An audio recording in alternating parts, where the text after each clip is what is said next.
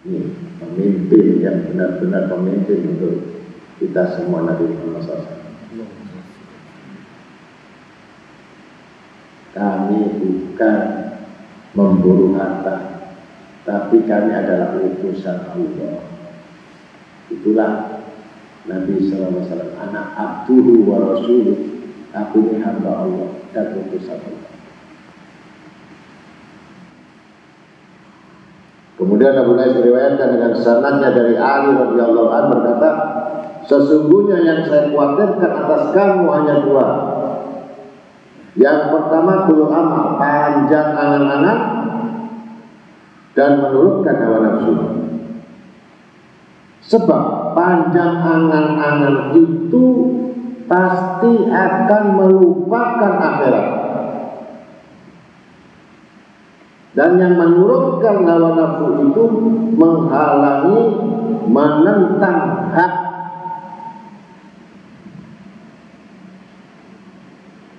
Sedang dunia sudah berjalan membelakangi kami, dan akhirat akan tiba kepada kami, dan masing-masing ada mempunyai anak-anak. Maka jadilah kamu dari anak-anak akhirat, dan jangan menjadi anak-anak dunia. Maka sesungguhnya hari ini beramal dan tidak ada hisab, sedangkan kelak hisab tidak ada amal. Yakni perbanyaklah amal sekarang, sebab kamu tidak dapat beramal pada hari esok, apalagi kematian sudah menjemput.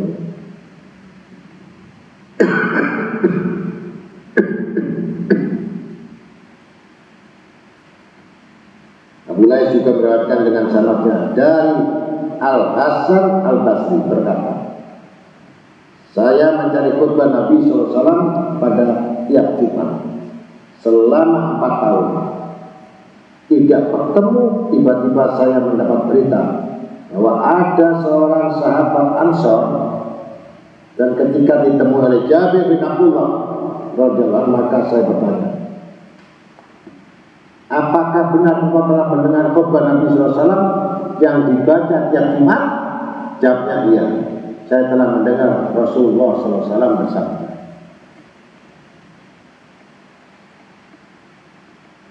Waqala Nabi sallallahu alaihi wasallam, ayuhan nas,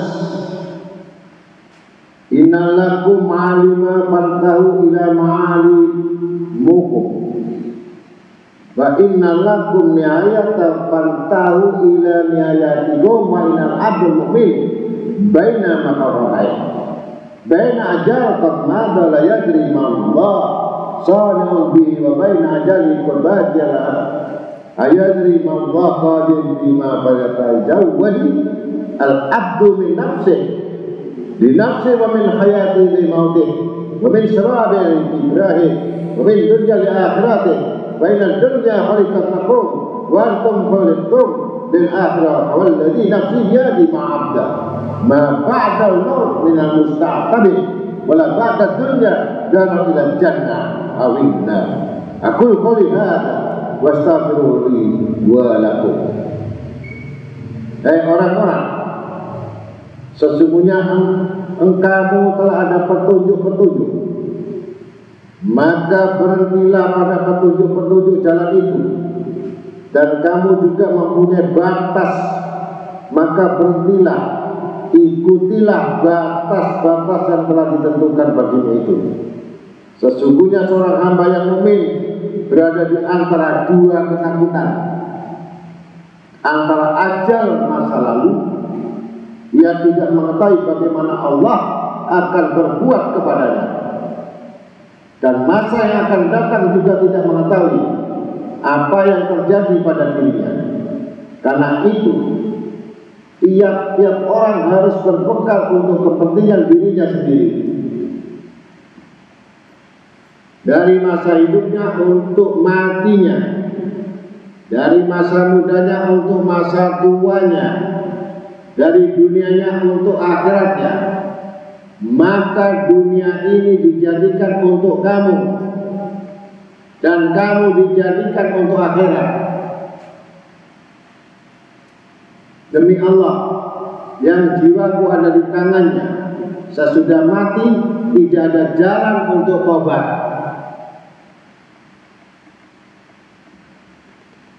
Dan sesudah dunia tidak ada tempat kecuali surga atau neraka.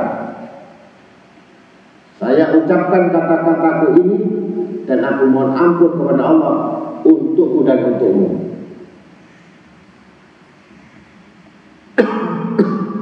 Jadi jelas, kalau sudah mati tidak ada pintu tobat. Sa'ad bin Abdullah At-Tustari biasa membelanjakan kekayaannya dalam segala jalan yang menuju taat kepada Allah. Lalu ibu dan saudara-saudaranya menyampaikan hal itu kepada Abdullah bin Al-Mubarak.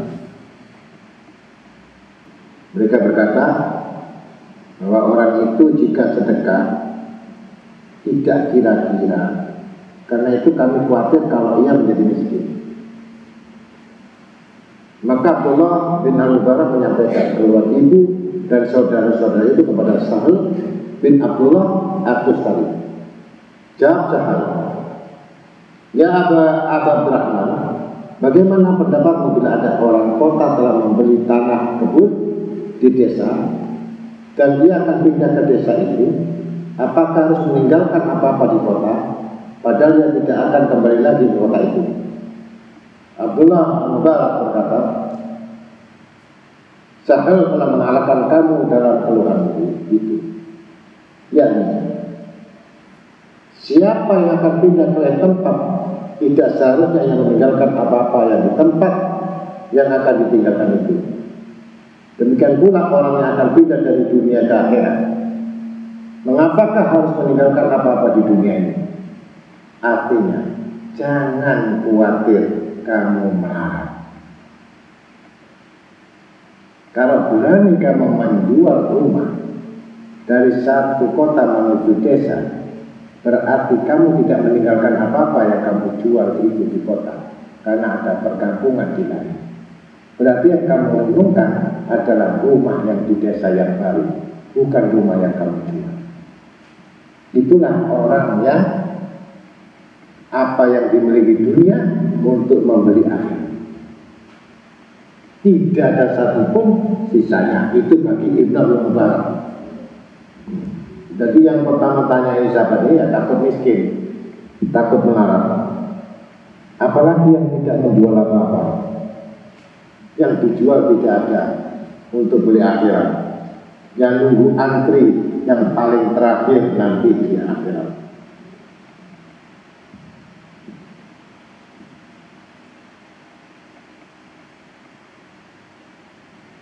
Abu Lais berkata, siapa yang sempurna akal, maka ia rela dengan sederhana di dunia dan tidak sibuk memperbanyak dan sibuk beramal untuk akhirat. Sebab akhirat itulah tempatnya nikmat. Sekekal sedang dunia akan rusak, tipuan dan fitnah. Wahid meriwayatkan dari Ad-Dahab berkata, ketika Allah telah menurunkan Adam dan Hawa ke bumi, lalu dapat merasakan bau kasih, bau amis, dan kehilangan bau harum surga. Pingsanlah keduanya selama 40 hari karena sangat amisnya dunia ini. Jadi turun dari surga itu, begitu melihat dunia ini amis, langsung pingsan 40 hari 40 malam, yang tidak ada bau amis sama sekali di surga. Waqala Nabi sallallahu alaihi wasallam, ya ajabat kullal ajab li musaddiqi bidaril khulud wa wa ya'mal bidaril khulud.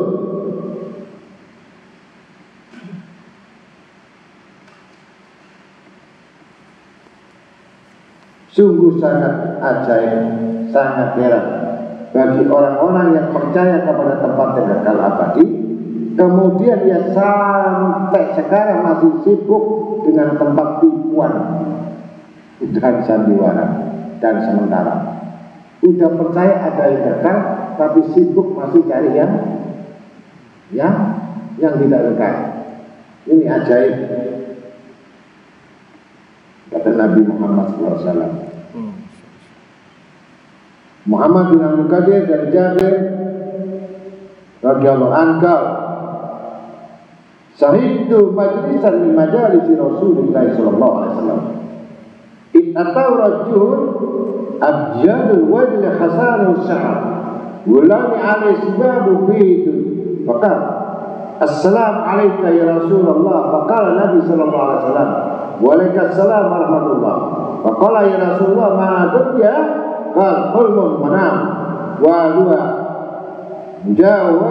mujahidina wa mu'aqabu. Qala Rasulullah sallallahu wa mana al-akhirah qala al-abad wa alayka jannati wa barik fi sa'id. Wa qala Rasulullah sallallahu jannah qala badal dunya litarikiha na'imu abadan qala wa ma jahannam qala yadalud dunya litarikiha la yufarikuha ahluha abadan qala wa man khairu hadhihi ummah qala alladhi ya'mal bima bi ta'atillah qala fa kaifa yakunu rajul biha qala musamina kataba lil qabilah qala wa kan qarar biha qala kagadi mutalifi anil qabilah qala fakama baina dunya wal akhirah qala Gam dati ain qal pada hadha rajul qala ya Allah Rasulullah hadha Jibril atakum bijaidakum fid dunya ajrabibakum fil akhirah. Muhammad bin Abdul Qadir dari Jabir radhiyallahu anhu berkata, saya hadir di majelis Nabi Muhammad SAW. Tiba-tiba datang kepadanya seorang yang bagus muka dan rambutnya berpakaian putih. Lalu saya berkata, Assalamualaikum ya Rasulullah. Dijawab, Waalaikumsalam warahmatullah. Lalu bertanya, ya Rasulullah, apakah dunia ini?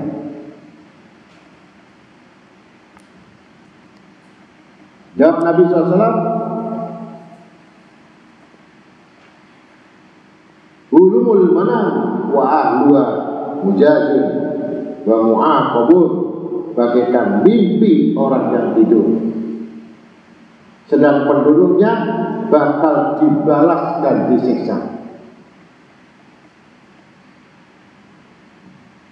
Lalu dia bertanya, dan apakah akhirat? Jawab Nabi Sallallahu Alaihi Wasallam, kekal, sebagian di surga dan sebagian di neraka. Al-ahbab farikun di jannah wa farikun fi sya'ir.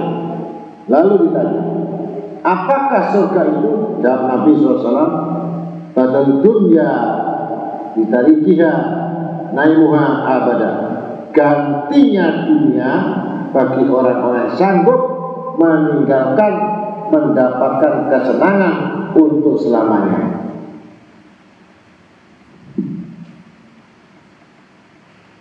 Lalu ditanya, apakah jahanam itu?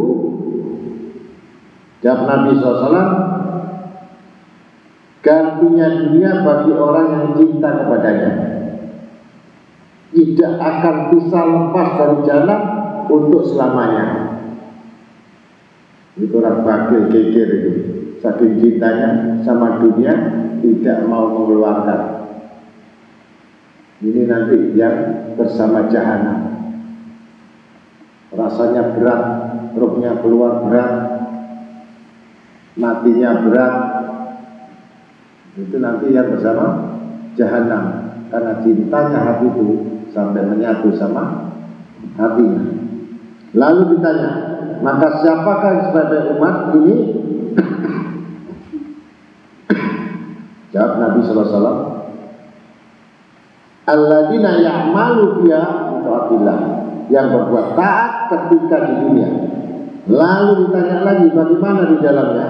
Jawab Nabi SAW, musyamirata sari bil qafilati, bersungguh-sungguh seperti orang sedang mengajar, yang sedang mengejar gafilah. Ditanya lagi, berapa lama tinggal di dalam dunia?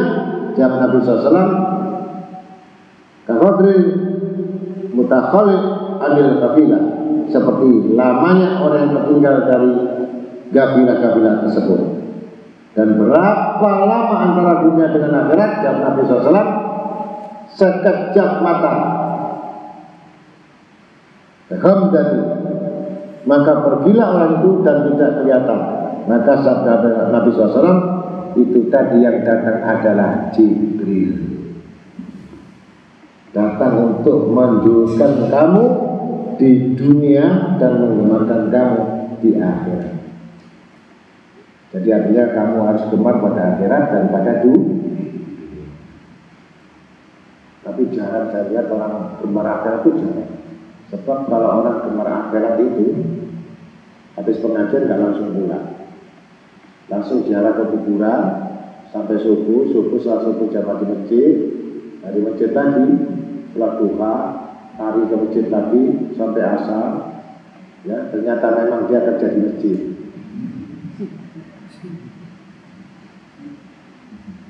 Itulah ya, kerja di masjid dapat akhirat kan gitu. Nabi Ibrahim alaihissalam ketika ditanya mengapa Allah menjadikan engkau atau disebut Khalilullah, pilihan Allah, jawabnya karena 3 macam.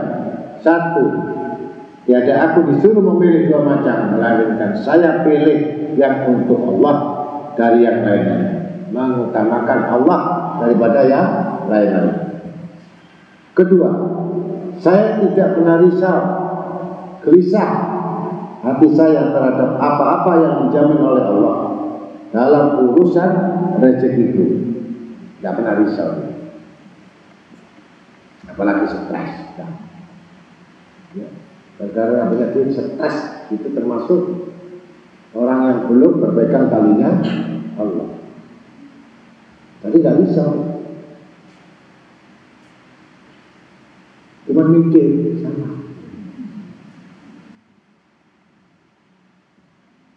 Ketiga, tidak pernah makan siang atau malam, melainkan bersama kami. Ini banyak pun saya dia mau makan.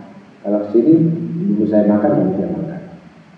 Saya nggak makan, dia nggak makan. Tiap hari kesini tiap hari. Kalau makan, baru makan. Kenapa nggak kerja?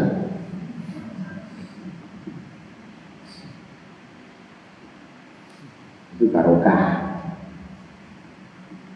Yang jarang ketemu saya, yang pasti jarang pikir, jarang wiridan, jarang selawat, itu nggak ketemu saya. Orang jarang ketemu saya itu nggak mungkin bisa wiridan, wujud. Dapat PTK 100 ngantuk ya. Orang nggak ketemu saya, kalau bagaimana bisa wiridan? Yang ketemu saya aja masih bisa tidur di depan saya. Apalagi yang ketemu saya tambah amblas kan gitu, iya dong. Itu sudah contoh. Ya, mudah-mudahan kamu termasuk contoh yang pertama.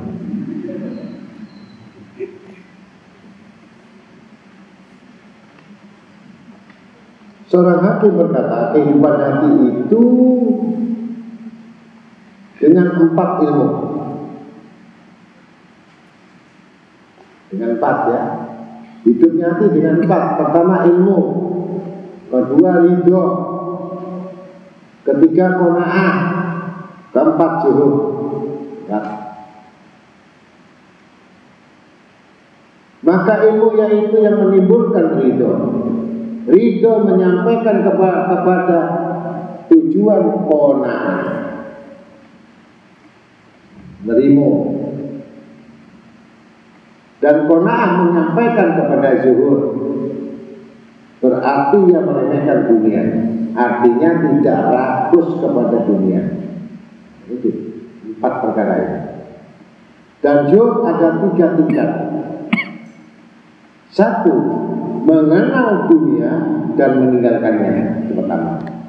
Yang kedua, ibadat kepada Allah dengan adab, dengan akhlak. Bukan ibadah untuk maksa dunia, tidak. Itu nggak punya adab, nggak punya akhlak. Wong bahaya menurut ya. Ketiga, rindu kepada akhirat dan berusaha untuk mencapainya.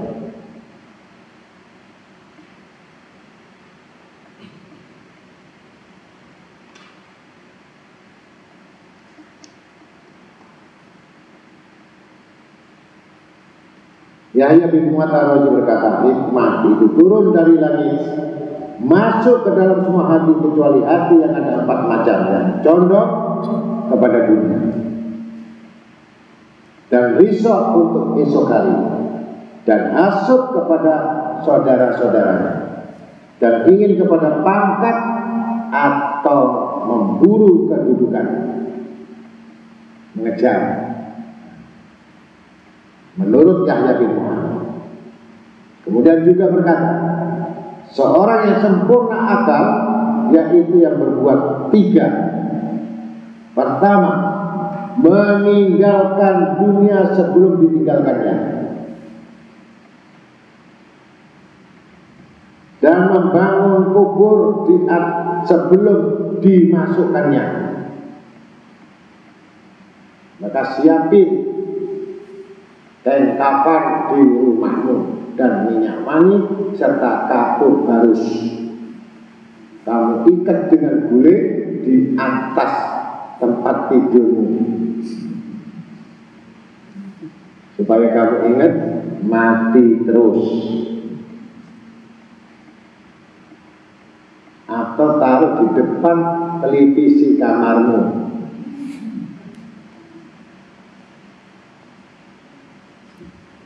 Dan mengerjakan apa yang diridhai Allah sebelum menghadap kepadanya. Jadi Ali bin Abi Thalib radhiyallahu anhu berkata, barang siapa yang menghimpun 6 macam, maka berarti telah benar-benar berusaha untuk mendapatkan surga dan lari dari api neraka. 1. Mengenal Allah lalu mentaatinya, dan mengenal setan bahwa tahu itu musuhnya, kemudian menentangnya. Kedua, mengenal hak Allah lalu mengikutinya, dan mengenal perbuatan batil lalu menjauhinya, menghindarinya, menolaknya. Ketiga, mengenal dunia lalu mengabaikannya, dan mengenal akhirat lalu berusaha untuk mencapainya, tujuannya. Sayyidina Ali bin Abi Thalib berkata, barang siapa yang menghimpun 6 macam, berarti telah benar-benar berusaha untuk mendapat surga dan lari neraka yang tersebut di atas. Ja'far As-Shadiq dari Muhammad Al-Baqir dari Ali Zainul Abidin dari Al-Husain bin Ali radhiyallahu anhu berkata, qala Rasulullah SAW, ya Ali, arba' hisal minas saqai jumudun ain, buka sawatu enggal wa hubbud dunya wa badul amal. Hai Ali, 4 macam tanda celaka. Yang pertama, tidak pernah menangis atau kering air mata. Artinya tidak pernah menyesal atas perbuatan maksiat dan dosa-dosa, melebihi dari batu dan besi.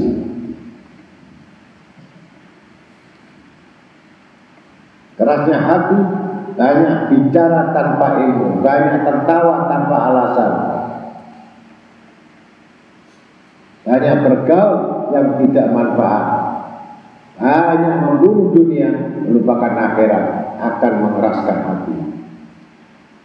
Jangan sering tertawa, apalagi terbahak-bahak, pasti akan keras hatinya. Ketiga, cinta dunia.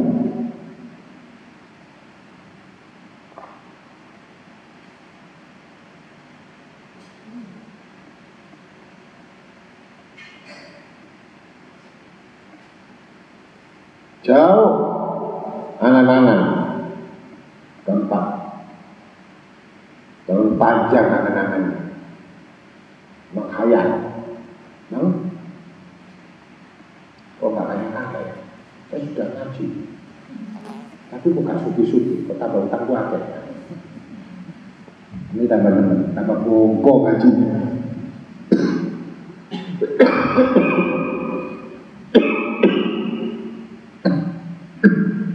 Dumonya gak mandi. Jadi ngaji katanya juga mandi.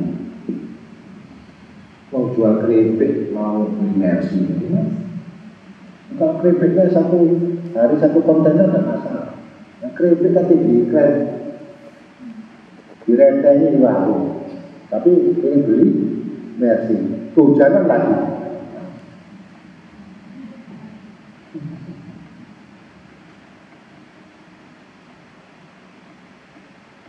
Rasulullah SAW bersabda, "Laukana di dunya ta'dilu indallah janaha ba'udatin masyaqa kafiran mina syarbatan ma'i." Andai kata dunia ini di sisi Allah menyamai nilai satu sayap nyamuk. Jadi Allah melihat dunia itu tidak sebesar sayap nyamuk. Maka tidak akan diberikan kepada orang kafir walau seteguk air. Sa'ad bin Ausyam an Abdurrahman bin Utsman pada satu malam Rasulullah SAW sembahyang subuh di dekat tempat pembuangan kotoran. Maka melihat ulat bergerak dalam kotoran, maka Nabi SAW menghentikan ontanya menanti orang-orang, lalu bertanya kepada orang-orang, "Apakah kamu mengetahui bahwa orang-orang di tempat ini jijik terhadap ulat ini?" Jawab mereka, "Benar ya Rasulullah." Maka sabda Nabi SAW, "Walladzi nafsu Muhammadin biyadihi ladunya ahwan Allah min hadi sahlati al-ahliha." Sungguh dunia ini lebih rendah hina di sisi Allah, melebihi dari hinanya ulat terhadap orang-orang yang punya tempat ini. Lebih lagi. Tapi kok ya manusia ini.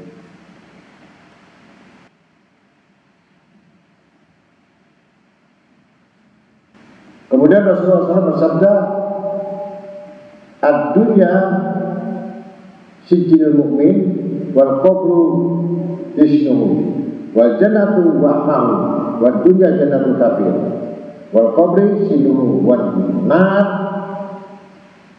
wa'mahu wa ma'hu." Dunia sebagai penjara bagi orang mukmin dan kubur bagaikan bentengnya, dan surga tempat tinggalnya, dan dunia ini sebagai surga bagi orang-orang yang mengejar dunia kafir.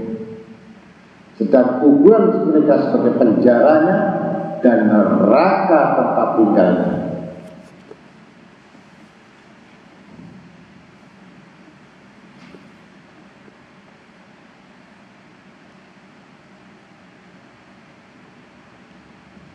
Itu mudah-mudahan sedikit ini bisa tahu bahwa buruknya orang-orang yang berangan-angan tentang dunia. Mudah-mudahan kita ini mencari, memburu, mengejar dunia, beli akhirat, bukan mengejar akhirat untuk dapat dunia. Salah.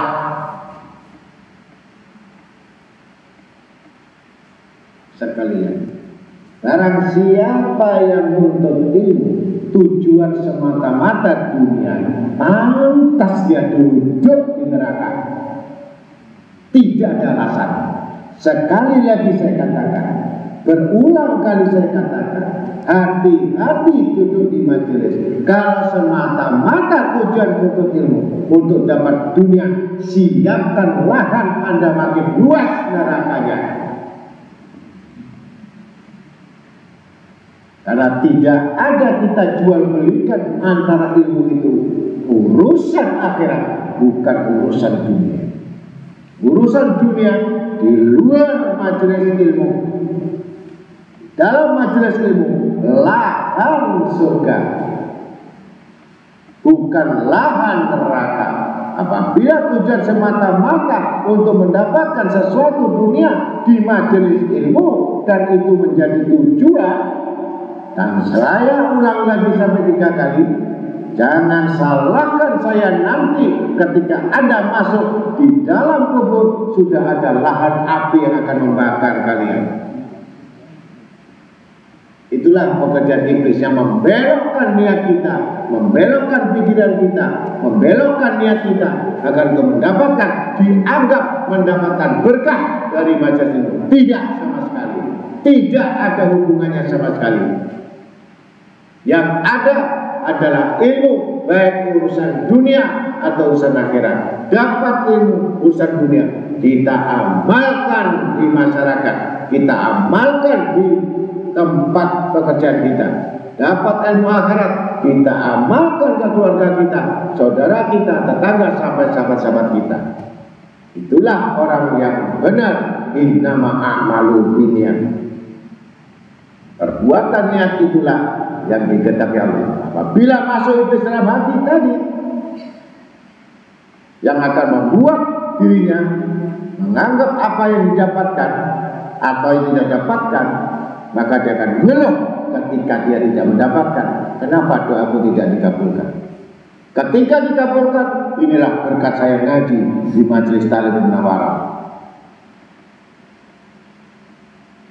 Berkah adalah sebab di mana kalian mengamalkan amal-amal saleh, maka diberikan oleh Allah Ta'ala.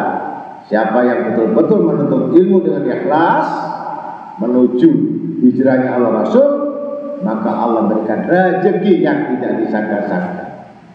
Tapi sebaliknya, dia menuntut ilmu selain Allah, maka dia mendapatkan siksa 2 kali.